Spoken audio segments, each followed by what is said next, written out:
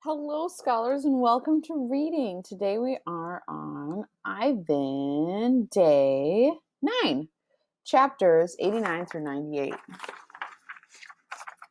So make sure that you're on chapters page 87 through 98. That's not what I said before. 87 through 98 are the chapters we're reading today. Please join me on that page in your packet. Let's do our quick write together like we do every lesson. It says, write about a time you were very angry. What made you angry? What did you do as a result of your anger? Let's take some time to think about this. I haven't pre-thought about this, so I need to think of a time when I got very angry. Oh, I know. Okay.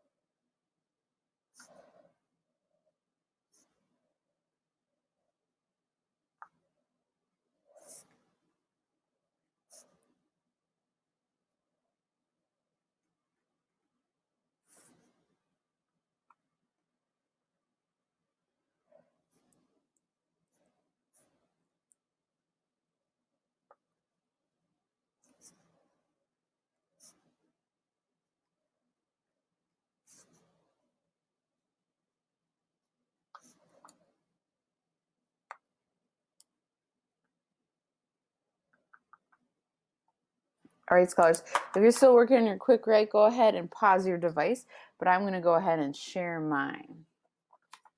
My quick write says, one time I was very angry was when an older kid yelled at my daughter. As a result of my anger, I made him apologize. And I said, no, thank you. You do not talk to my daughter that way or anyone that way. And then he had to apologize. So that's what I did when I was angry. I can't wait to read what you guys did when you were angry. I hope that it was nothing too terrible. I'm sure it wasn't. Okay, so let's talk about comparing and contrasting things. Remember, when we are comparing things, we find how they are alike. And when we're contrasting them, we're finding out how they are different. So if we say, name something that you and Ivan have in common, we are comparing you to Ivan. Maybe we're both apes and we both really like our friends. So that's two things that I have in common with Ivan. If we are contrasting Ivan and Ivan is a male, I'm a female. Ivan is a gorilla, I am a human. So those are things that are different from us. Okay. Let's go over some words that we're going to encounter over these next chapters. Our first word is spacious. What word? Spacious. Spacious means roomy and big. What's the word? Spacious. The second word is temperamental. What word? Temperamental. Temperamental means moody. It's an adjective. What's the word? Temperamental. Our next word is dismay. What word? Dismay. Dismay means distress. It's a noun. Our next word is towering. What word? Towering. Towering means high or tall. What's the word? Towering. Scholars, today in our vocabulary section, the directions are a little bit different. So make sure that you are reading them carefully. So for the vocabulary part, it says to write the vocabulary word next to its antonym. So that means it's opposite. So if you're writing, I don't know, an antonym for spacious, you might write tiny or small, right? Cramped. Okay, so make sure that you're writing the opposite on the line. All right, please join me in our reading for today. I'm starting on page 188. Okay. Page 188, imagining. It's different now when I paint. I'm not painting what I see in front of me, a banana, an apple. I am painting what I see in my head, things that don't exist. At least, not yet. 189, knot tag. I pull out knot tag's stuffing. Carefully, I fill her with my paintings, hiding them so Mac won't sell them. She's large, bigger than Bob, but I still have to crumple a few of them.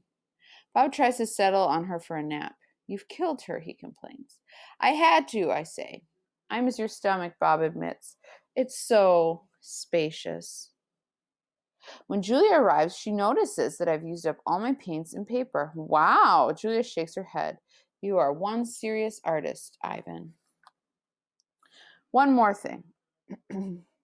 My finger painting has sold for $40 with frame. Mac is happy. He brings me a huge pile of paper and big buckets of paint. Get to work, he says. I paint for Mac during the day and for Ruby at night. I nap when I can. But my nighttime picture isn't quite right. It's big, that's for sure. When I place all the pieces on the floor of my cage side by side, the cement is almost completely covered. But something is still missing. Bob says I'm crazy. There's Ruby, he says, pointing with his nose. There's the zoo. There are the other elephants. What's wrong with it? It needs one more thing, I say. Bob groans. You're being a temperamental artist. What could be missing? There's Ruby sleeping, while Ivan's hard at work making paintings for her. I stare at the huge expanse of colors and shapes. I don't know how to explain to Bob that it isn't done yet. I'll just have to wait, I say at last. Something will come to me, and then I'll know my painting is finally ready. Page 193, the 7 o'clock show.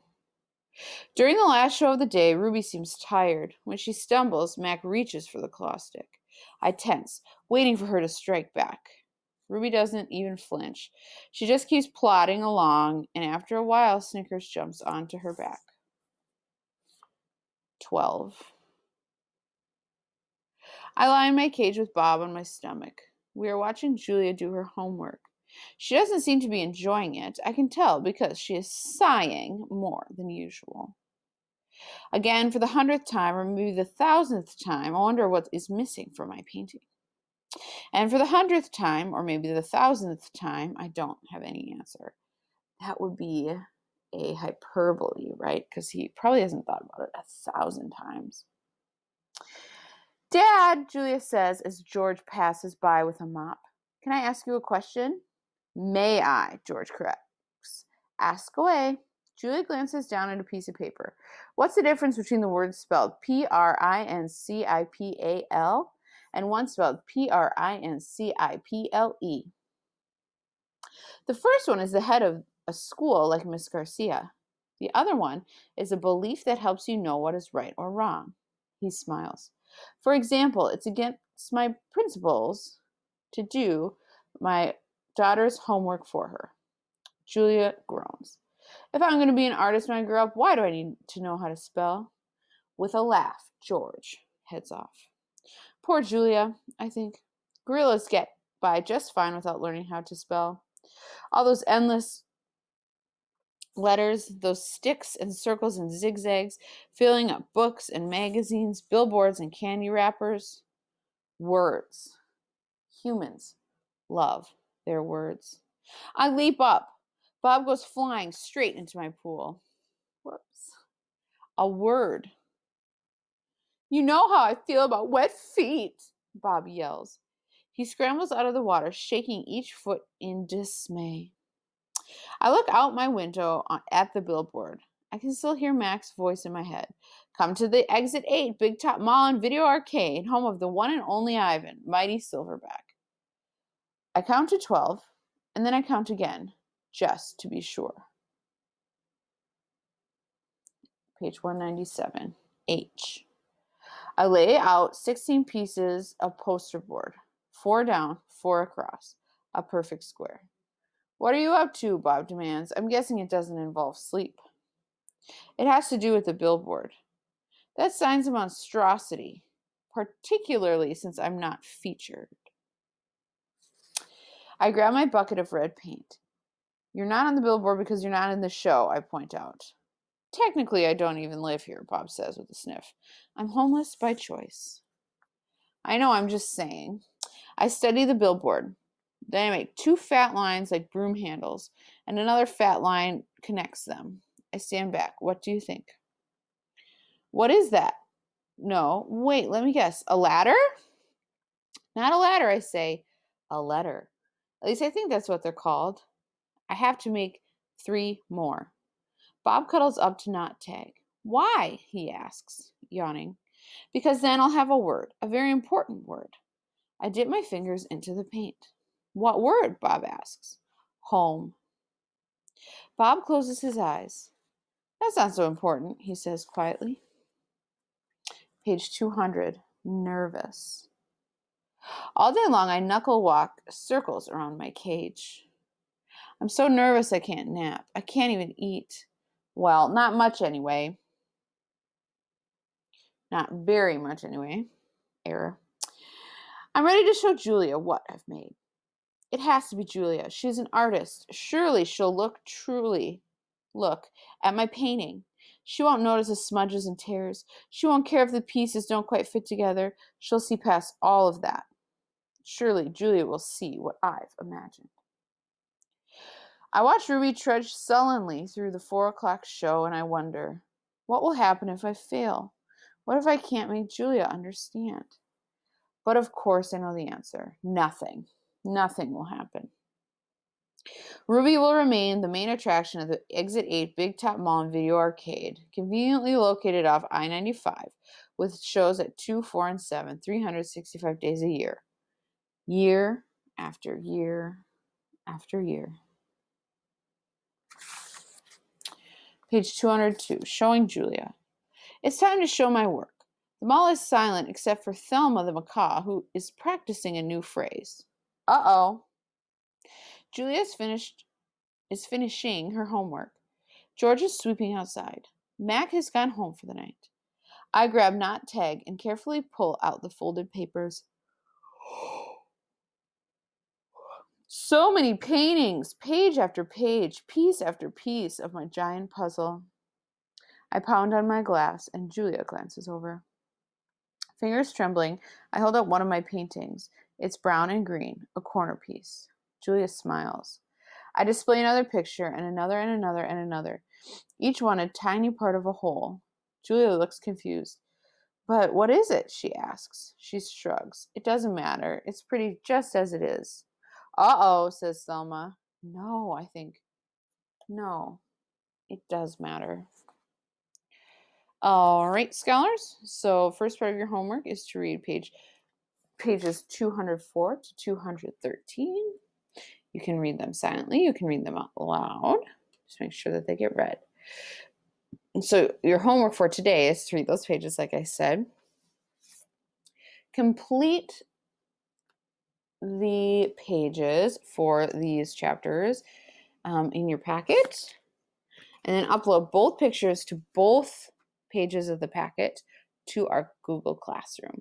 If you're having trouble with any of this, please see me at my office hours, 9 from 9 to 10 in the morning, every Monday, Tuesday, Thursday, Friday, and 1:30 to 2:30 in the afternoon, every Monday, Tuesday, Thursday, Friday. All right, bye, readers.